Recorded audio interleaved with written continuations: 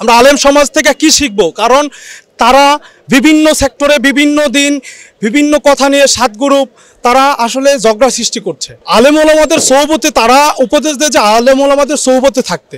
আসলে আমরা এই সাধারণ জনতা, বাংলাদেশের জনতা কাদেরকে ফলো করবে? কারণ তারা সংঘর্ষ করে ঝগড়া সৃষ্টি করছে, বাংলাদেশে বিভিন্ন গ্রুপ সৃষ্টি করছে। আমাদের মতো সাধারণ জনতা কাদেরকে ফলো করবে? আমরা কি শিখব? আমরা আলেম সমাজ থেকে কি শিখব? কারণ তারা বিভিন্ন সেক্টরে বিভিন্ন দিন বিভিন্ন কথা নিয়ে সাত গ্রুপ তারা আসলে ঝগড়া সৃষ্টি করছে, বাংলাদেশে একটা ষড়যন্ত্র সৃষ্টি করছে। আমরা যে একটা ভালো কিছু শিখবো তাদের থেকে, আমরা সাধারণ জনতা আম পাবলিক তাদেরকে ফলো করে আসলে কি শিখবো তাহলে বাংলাদেশের ভিতরে? যে বহির্বিশ্বে যদি এই বাংলাদেশকে বলেন, বাংলাদেশে আলেম এমনকি মাদ্রাসা মসজিদ বাংলাদেশের বহির্বিশ্বের বুকে একটি আদর্শ অনুপ্রেরণা হয়ে আছে এই বাংলাদেশে এখন পর্যন্ত ছিল। এখন যেই পরিস্থিতি বাংলাদেশে দেখা যাচ্ছে যে বাংলাদেশে এখন দিন দিন ছোট হচ্ছে, লজ্জিত হচ্ছি আমরা। কারণ আমরা যাদের থেকে দেখবো শিখবো, আমরা শিখতে পারছি না, কারণ তারাই এই সংঘর্ষ সৃষ্টি করছে।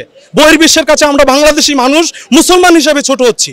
যে এই ইসলামিক বিষয়টা ডাউন হচ্ছে, তবে আমরা বলতে চাচ্ছি যে আমরা সাধারণ জনতা, আমরা আম পাবলিক যারা আছি, যে তাদের থেকে কিছু একটা শিখবো। যে শিখার মতো ভাম্পর মতো তারা নষ্ট করে ফেলছে, এমনকি শিখতে পারছিও না, বা তাদেরকে ফলো করার মতো আগের মন মানসিকতা চলে যাচ্ছে মানুষের। যেই তরুণ প্রজন্ম যে তাদেরকে ফলো করবে, যে এরকম বিষয়টা আমি দেখতে পাচ্ছি না।